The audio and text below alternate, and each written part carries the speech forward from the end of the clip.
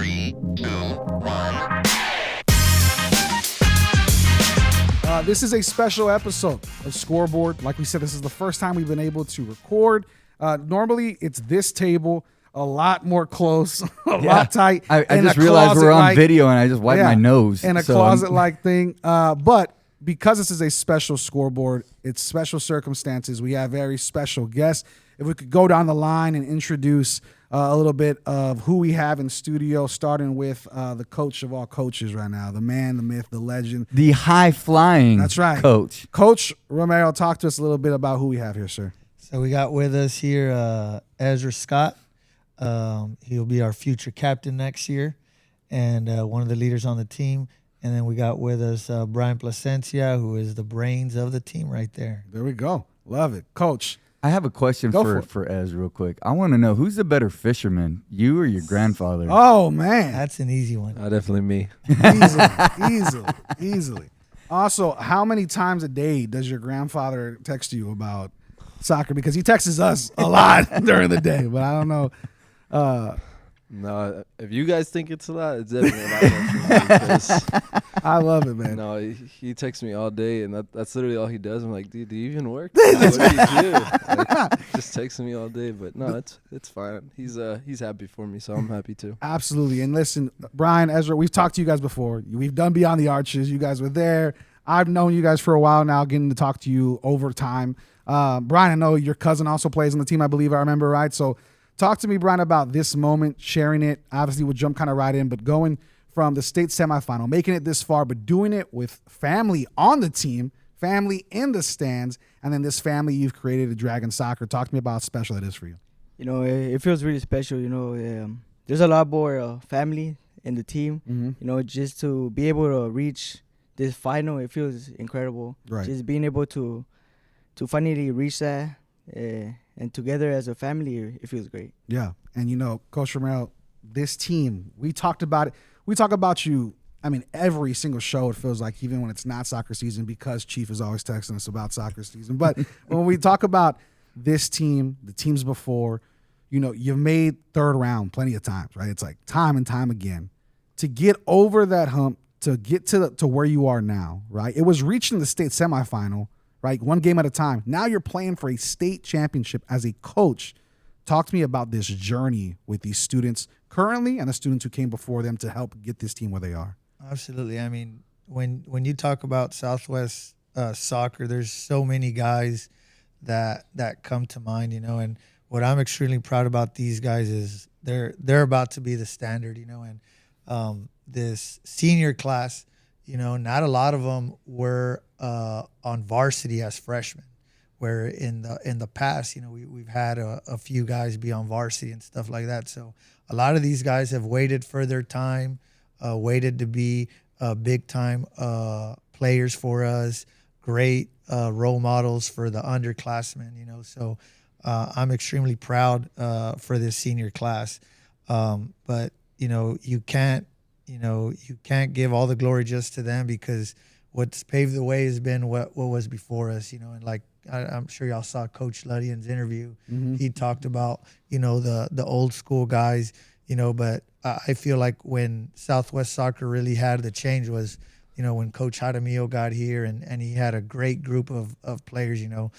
I think probably, and I'm a little bit biased, right? Because I've kind of only seen that part of it, right? But, you know, you can't go without talking about Jathan Juarez, who is, for us, you know, he's a standard. He only played as a freshman with us before he left to Houston Dynamo. You know, but that guy is what you want in a soccer player. You know, he was phenomenal in the classroom, and he was a great leader. And, you know, I'm sure Coach Wagner remembers. I mean, he was one of those guys that, I mean, Jaramillo would tell us all the time, man, you'd be down 2-0, and it'd be like, all right, let's get the ball to Jathan, and let's figure this out. Yeah, and he'd get a hat trick in the second half, and he'd go out there and take over, you know. But with him, he unfortunately didn't have the help to be able to make these deep runs. So it really started then when we talk about the Osvaldos, the Julians of the world, the Mauricios, the Juans, the Cefes, you know, that 2020 team that COVID hit, I think was probably the next best chance to get the state. And, you know, just it wasn't, God's will yet for us to get there. And, I'm sure we've spoken about this before with our players, not being able to get over that hump, it prepared us for this moment, and a lot of people have been interviewing me, and they talk about, well, Walnut Grove, they haven't lost any games, and they're this DFW powerhouse, and and all this stuff. And I'm like, yeah, but these guys have played in big games for 3 years now, and I feel like that is what is going to help us on Friday night. It really hasn't hit any of us, I don't think, yet about what we're really doing and how big the game is Friday, and that's kind of the way we want to keep it. But we also want them to enjoy the moment. And I think the last 3 years, man, they've gone through some battles that I think are going to prepare us. And you've seen it throughout the playoffs where, especially against Piper, we scored right away. We made a mistake. They took all the momentum when they took the lead, and these guys, didn't show any fear. They were ready, and in the second half just completely dominated, So I think this playoff run speaks for itself, and I'm excited for Friday to come. Yeah. And, Coach Wagner, athletic director. Now you get to say you got a state championship competing team on the athletic director resume. Talk to me, for you being here for so long, seeing the OG teams, and Coach Ludding's been here for 2-3 decades as well. Yeah. So knowing him for so long, knowing the work that went into this, talk to me as athletic director how proud you are of this team and what this does for not only the soccer program but for all of SWISD sports to see that this is possible. Well, I think of, as Coach is talking about Jathan and some of the other kids that were here when Coach Jaramillo was here and everything. I go back to Coach Sandoval, and Dragon Soccer's been around for and doing well for a while. Yeah. I mean, we played Reagan we were 1-1 with Reagan probably in 2010, 11, 12, something like that. Went to the regional tournament, lost in overtime to Brownsville Rivera. I remember you got guys like Nick Garza. You might remember Nick, who is an amazing goalkeeper. I mean, he must have had about 20 saves in that game. Terrible, like for the reason we don't like going to Corpus because of the wind. One of those types of games, but where we were supposed to get beat 5-0 and we're in it right to almost penalty kicks. You got guys like Roland Garensway, Carlos Gonzalez. I remember Marcelo Chapo was our kicker. But was one of the best soccer players there was, and he was coaching at Olu for a while. But he was the guy that he would kick off, and we usually your kicker is your safety on kickoff team, and Marcelo's became the bullet and almost got a penalty once for hitting a guy too hard and stuff. So but he was the captain on that team. So it's been a gradual. We're here at this moment. I look at that time kind of like where our girls soccer program is now. And then when Coach Jaramillo came, really changed, I would say, probably changed the style of play for as little as I know about soccer. But in talking to Coach Jaramillo a lot about it, changed the style of play to where we're probably, and Coach Romero can tell me when I'm wrong here, but a little bit more European style, not long ball so much, but a lot more possession style. And Coach Jaramillo brought that with a lot more skill, getting down to our middle schools, really working with our coaches and stuff to bring some of that skill when they came. And so it was a gradual process of doing those things. But then Coach Romero came in, and I mean, just kind of going through the history, you look at how well it did. I mean, Coach Jaramillo is coaching at A&M San Antonio now, and so just the opportunities that have come for our kids and those things. And when you start talking about, Brian and then Alfredo's dad played for Coach Ludian, and I mean, like, it's really become a family thing. So I think the best story to end this type of thing for me is when we went to state with the softball team in 2014. Yeah. So we were supposed to be at a Final Four event on Friday night with a group. Peter Contreras, who was the athletic director at the UIL at the time, and he's working for somebody else now. And he calls, "Hey, you guys coming to this thing?" And Trent Henson and I are like, "Well, no, we're going to the state semifinal in Katy." He's like, "You're doing what? Oh, y'all in the States?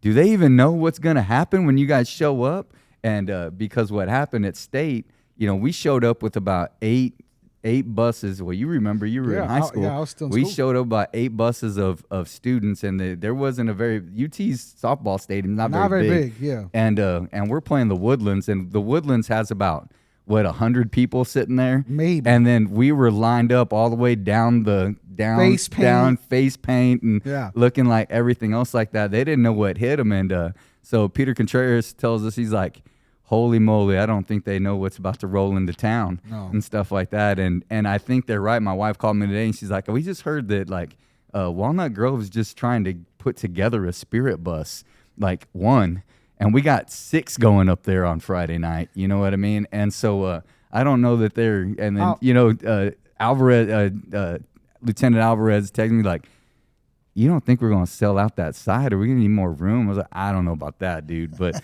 there's going to be a lot of people, and it's going to be pretty awesome. Yeah. And because of what they've done, but and the history behind it. And I think that, it's you never get to this point without a whole lot of things in the past and living on those things. But they get to do it, and we're really proud of you guys and really excited about that. Georgetown's a quiet little spot, and it's not going to be very quiet on Friday. But here's the thing: you guys get to play humble and have to be humble, and he has to be humble, right? I work in PR. My job is to hype this up. My job is to play to this and get excited for you guys. I just want to make sure I understand, Coach, and Ezra and Brian. You guys said it hasn't really hit you, but I just want to read off something for you that might maybe make a little bit more sense. So first things first.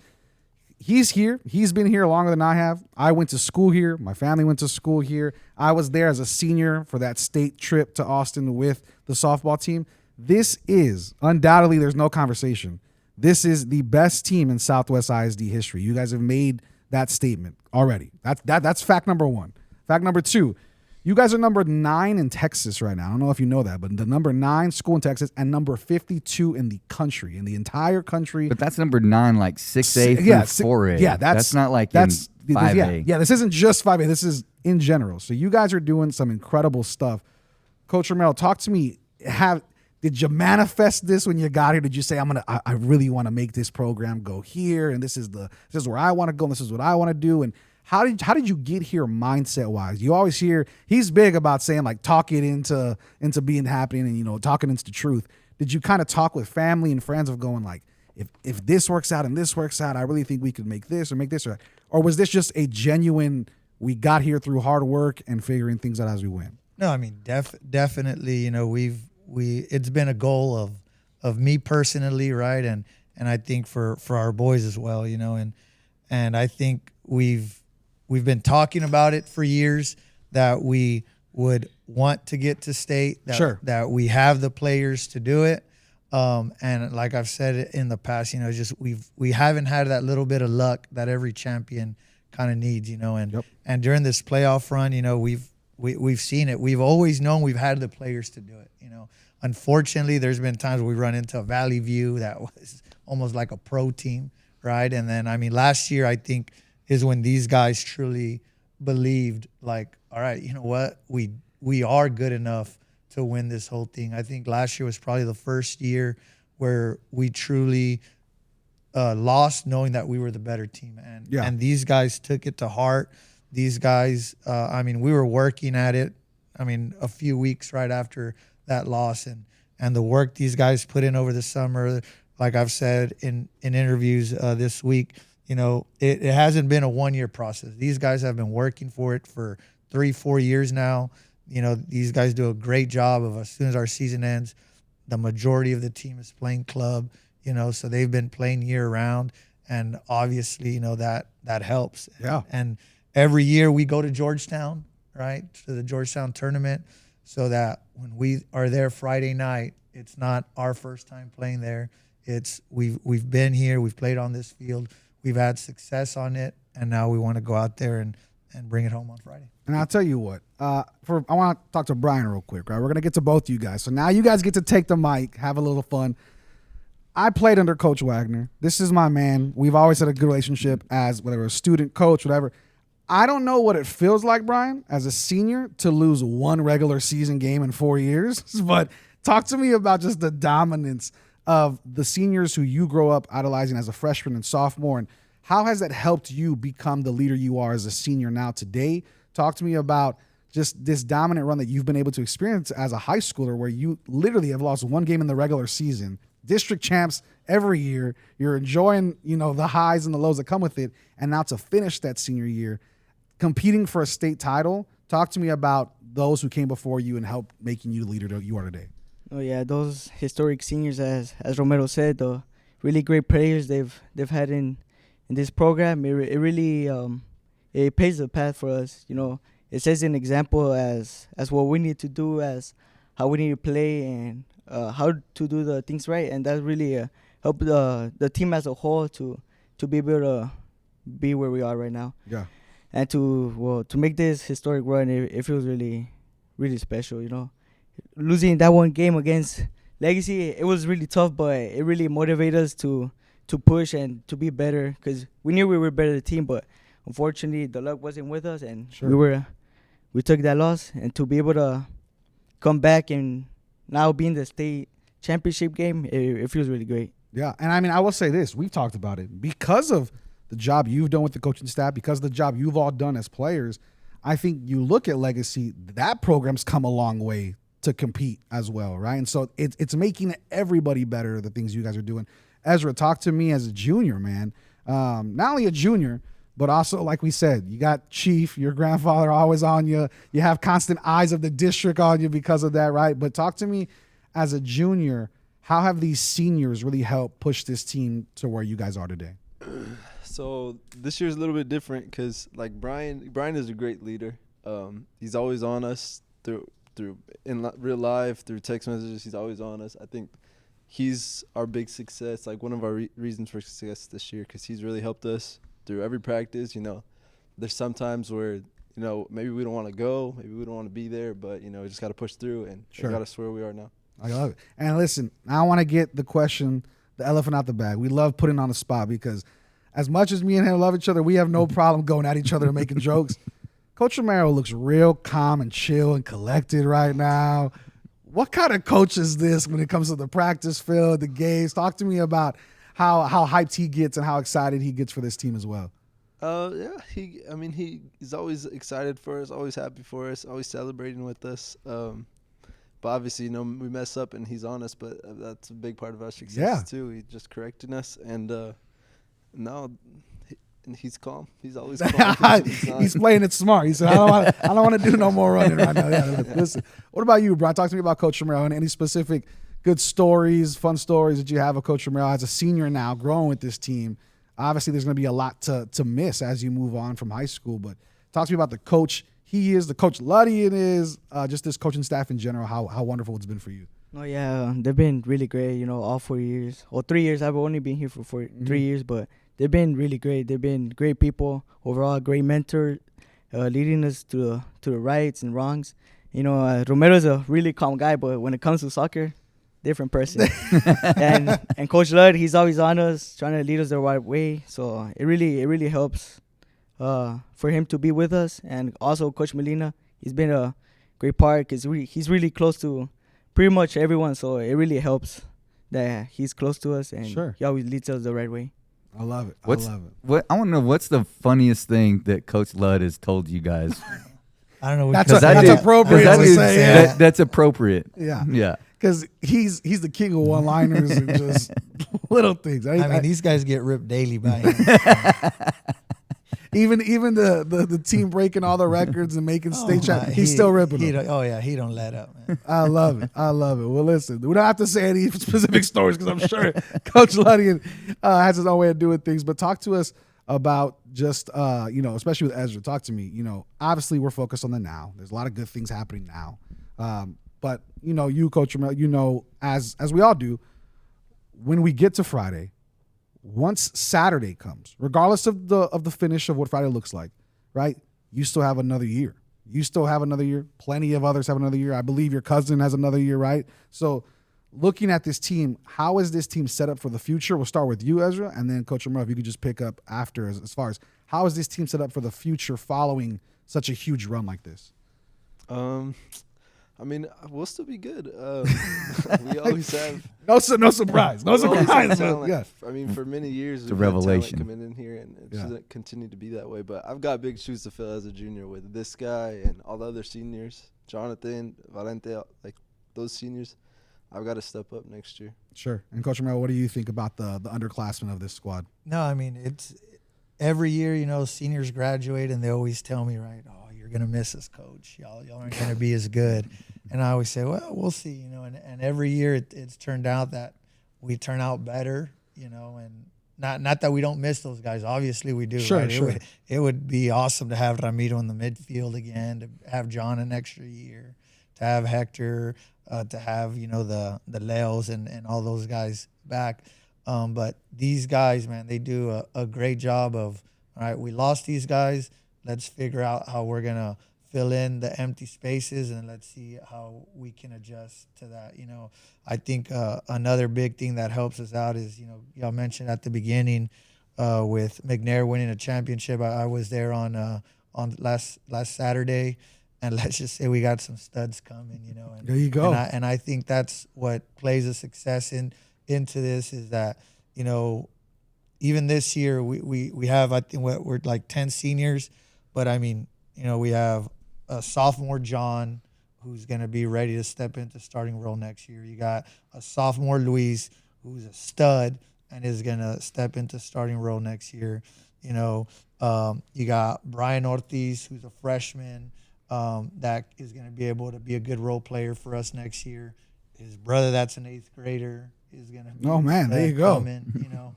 So, I mean, and then the 7th grade class is good. The 6th grade class has Edgar's brother coming, who's going to be a stud, as long as with Brian's brother again. So we're You know, set up for some time, man, it sounds got, like. we got some three classes coming in. And then, you know, with Scobie, you know, that's where you get your Calebs that come in I every was now gonna say and then. Scope. You got McNair the won it, but Hectors. Scobie Yes. lost in a shootout in the semifinals. We We were were- about to have a Scobie McNair final for the Big 19 championship. Yeah. And you know, it's exciting to see where our middle schools can help continue this success. And you know, I'm not gonna be here like Chief, right, and say we're gonna go back to back. That is what Chief I know. probably will be I saying. know. Yeah. Oh, I know. That's But funny. you know, I feel like we have pieces that will keep us relevant. Yeah. For years to come. Any other Placencia cousins we got to know about that are going to be coming through? Because Brian, it's like, you know, Oh, you, he has your 2 cousins on the cousin. team right now. There you go. I think the other ones won't come for a while. They're still a little young. There we go. Well, then we're set up for a few decades, it sounds like. Yeah, we have generations of players coming through. You know, I got a question for you though. So there's a great book called Drive, and in that it talks about the Dominican baseball teams and how once you got like one guy went to the MLB and they're really good, all of a sudden there's a whole bunch of them that came in, and that's really where that pipeline started, right? And that's where you get that whole 10,000 hours and all that kind of stuff. But how do you get to? So we have all these programs. I mean, Southwest High School's had an amazing year this year, just overall, right? This is the 3rd boys program. I was talking to Coach Myler yesterday. I was like, "Hey, dude, like the second round is like you're kind of slumming it over there. So what are you doing? You know what I mean? Let's go and everything." But we're joking around. But my question is more along the lines of what is it? It's not just the middle schools. Like we were talking about playing on Saturday and stuff like that, and we're like, there's a big club game going on too that our guys still are looking at and everything else, you know. And I was really proud of them that they're like, no, we'll play on Saturday with the team and stuff like that. But because there are some groups out there that they don't make those kinds of decisions. Sure. So my question is what does it take as a group when you're looking at your team that it's not just what happens in practice here, and it's not just in the middle school, but like we talk about as a whole district is how do you maximize and how do you exponentially grow the reps our kids get? Because that's the difference in if you go to a Reagan or you go to some of these schools that are always good, their kids are playing, and it doesn't matter what sport it is. That's my point. Like, what is the recipe for being able to have this kind of success? Because it's kind of like, oh yeah, we're playing in our district, we're playing SCIC, and we're winning all these things. But then we get to we start going to Piper, and we start going to Liberty Hill, and we start and then it gets a little rougher, right, and stuff like that. But you guys that's not been the issue the last 4 or 5 years. It's like we play Glen, we beat Glen. We play Cedar Park, we beat Cedar Park. Things like that. So how do you get to that point is my question. What's that recipe? Is it the club experience? Oh, absolutely, man. Like, I think on the varsity right now, we probably have about 90% of the guys that have played club, right? So obviously that's something we push from when they come in as freshmen. You know, we kind of let them know, hey, here at Southwest High School, you know, our players play club, you know. So if you don't play club, not that you're going to get cut, right? But if you don't play club, it's going to be hard to make the team. You're going to fall a little bit behind, and these guys are going to keep growing, and you're not going to grow with them, you know. So the great thing is, I mean, especially the senior class, I mean, they've been playing club at Tapatíos together since they were what, Brian, 5, 6 probably. Wow. You know. And they all start there, you know, honestly. Even like the guys that are SAFC right now, the 3 sophomores, or the 4, they started there at Tapatíos, and then once, you know, SAFC took notice and, hey man, these guys have some talent, we want them to come over, then obviously it plays a factor into, now can the parents make the effort to drive them to the other side of town and play in the bigger stage and stuff. Sure. And I say that, and that's a great segue there, Coach, into, as the athletic director, is what are we doing for all of our kids and all of our sports? And so I get a lot of, like, you're all about character and you're all about, like, but what about winning? You know what I mean? Like, where are you going to do, where does that come in? And so the behind the scenes work is how can we provide more opportunities to our kids to have affordable opportunities at club, and we have great facilities, and how do we bring those to us so we can eliminate those barriers to our parents and to our kids to be able to do those things? Because that's really the stage of where this kind of stuff, if you look at when softball got really good, there was one time when my daughter was playing, we looked out, and I could tell you, she plays for the Blaze, she plays for the Hits, she's Bombers, she's this one, you know, and how do we bring that? We know that finances are an issue. You know what I mean? So as the athletic director, people are like, well, how are you working on continuing to win? Well, we know that it's an unfortunate part that it has to be club because it kind of creates haves and have-nots. But, okay, that's the game. So how are we going to play the game as a district and as an athletics department to get our kids those opportunities regardless of their circumstances, to where it's a matter of, are you willing to commit? Are you willing to choose to go and put forth that effort to be great like these guys? I mean, you can see that that's part of it. I mean, you look at the great softball team of 2014. They played pony all together, and then they played club a lot all the way through that. And so how do we do that across the board? We're doing that now more in basketball. Yep. We're looking to do more of that, even still continuing to create more opportunities in soccer and baseball and things like that. Yeah, no, I think what you guys have done, not just this year, but over the course of, you know, your coaching career has been incredible. And I mean, you guys as students, as student athletes, as people, talk to me about the community, right? This is your moment to kind of give your shout outs, give your love.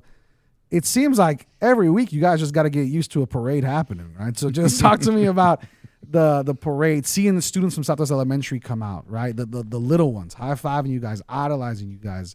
Talk to me about the community support of Southwest ISD, how much that means to you as a student. We'll start with Brian and Ezra, and then Coach, of course. You got the picture of our pictures flying around all social media. You got T-shirts being made with your picture on it. You got all types of things. I'm sure we have a candle somewhere with a Coach Romero on it. But we'll get to you about what that community support means to you as a coach, because it's not always like that as a coach. I'm sure he knows. I'm sure you knows. Yeah. So it's definitely not always like that. Yeah. So Brian and Ezra, talk to me about that community support of Southwest ISD. And it's not even just your family, just the strangers who just come to support you all. The restaurants, the businesses around here that support you all. Talk to me just about how much this community effort means to you as a player. It really feels incredible, you know, all the support. It really pushes us to day by day to keep working hard, to know that there's always someone behind us trying to push us, trying to make us better. And all the support that we've had during this past year and the recent years, it really is really great. It feels more incredible as a team to know that there's someone to support us and just to push us to make us feel better. Love it. Love it. What about you, Ezra? Talk about that community support. You got a lot of it too, I know. So talk to me about it.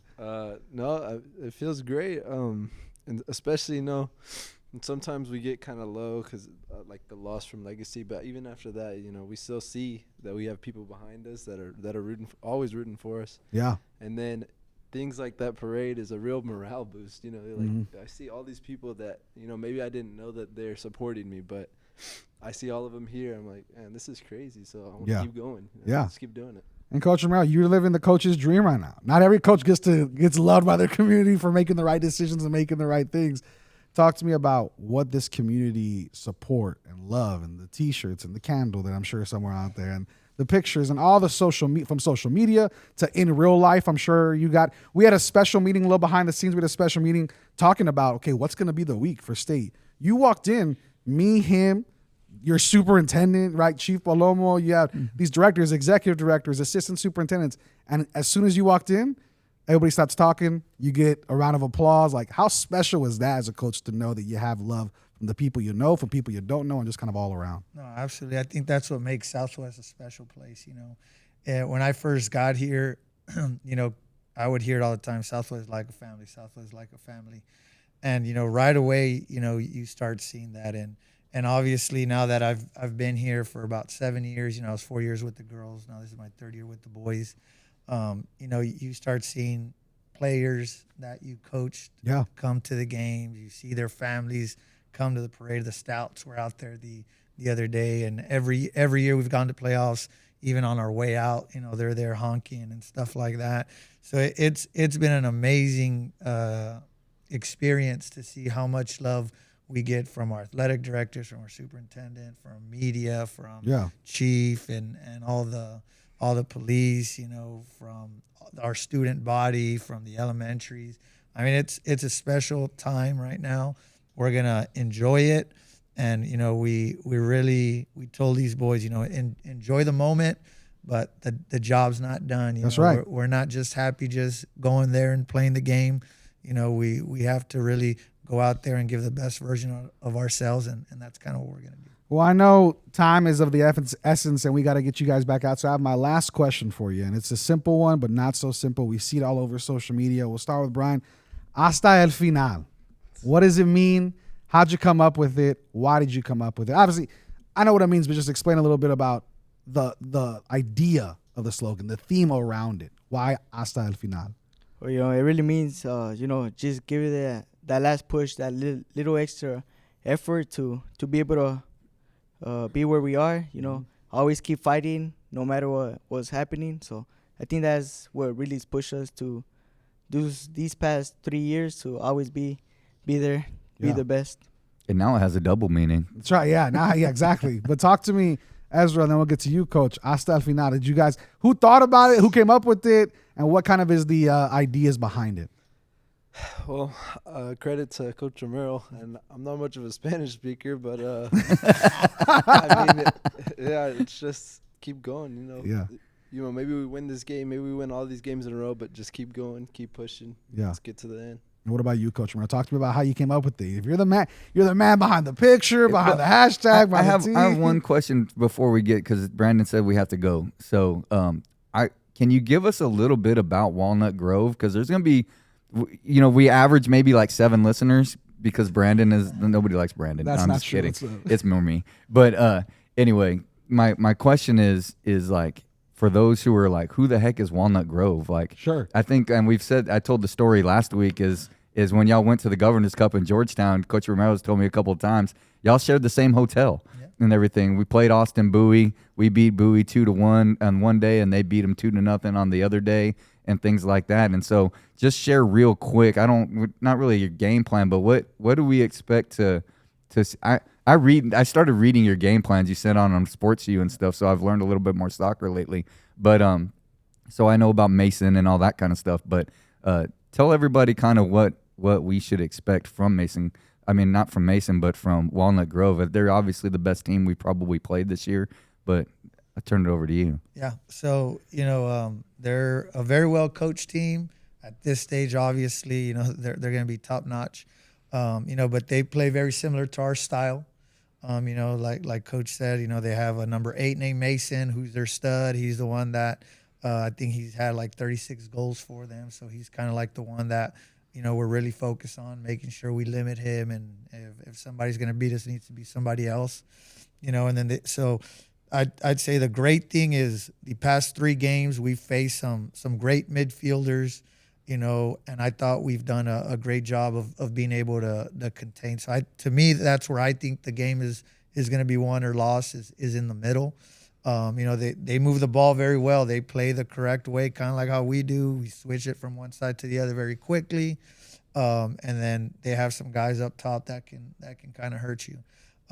So it's going to be a battle. I truly believe this is the best 2 5A teams in the state. Let's go. So it's going to be a battle. I know these guys are ready for it. I thought, Tuesday's practice, was we made some adjustments. I thought yesterday was almost perfect, so I think the boys are almost there, ready to perfect Friday's performance. And that's kind of what we want. That's kind of been our game plan this whole playoffs is we want them to just show up and play. We don't need them to worry about what they have to do. They just got to go out there, play their game. We give them what they need to do, and then it's their jobs to go out there and execute it. Obviously, I think this last game, everybody's like, oh, my God, 5-0, how is that? And it's kudos to these guys, I mean, we knew that the other team, Angleton, they were good, man. When we watched them on film, and you can ask these guys, we were like, man, this is probably the best midfield we've seen. And then when these guys set their mind, man, and they pressure how they've been pressuring, it's just a different level, and I can honestly say the last game is their midfielders couldn't even touch it, So we're hoping that'll kind of be the case here on Friday night. Yeah. But Mason's a stud, so hopefully we can limit him, and then if we are able to do that, like these guys know, and they get all mad at they get all mad at me, but our 3 guys up top are special, man. So they might have a stud, but we got 3 guys up there that can change the game in any moment. See, I'm ready to get on the field. Which leads us to what you were asking yeah, about. Yeah, so now it's hasta el final, right? Talk to me about the theme behind this slogan, why you came up with it. Out of anything you could have come up with, you come up with this. Did you sleep on it? Did you think about it? Did you say it? What happened? These guys know it. It comes from the team I follow in Spain, which is Real Madrid.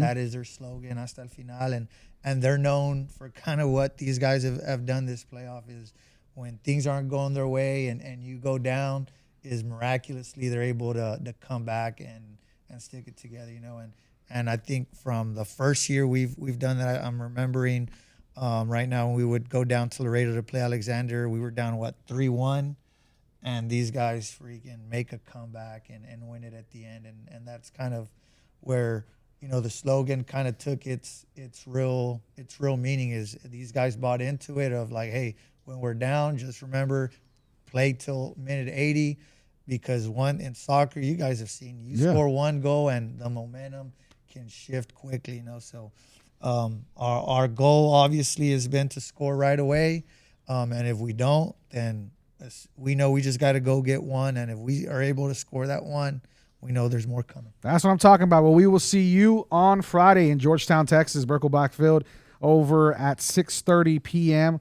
Our Southwest Dragon boys will be looking to make yet another historical moment happen. Congratulations to all you, Brian, Ezra, Coach Romero. Congratulations. You guys have worked so hard for this. We're excited to highlight you guys. Thank you, Coach Wagner, for setting this up with us, and thank you for tuning in.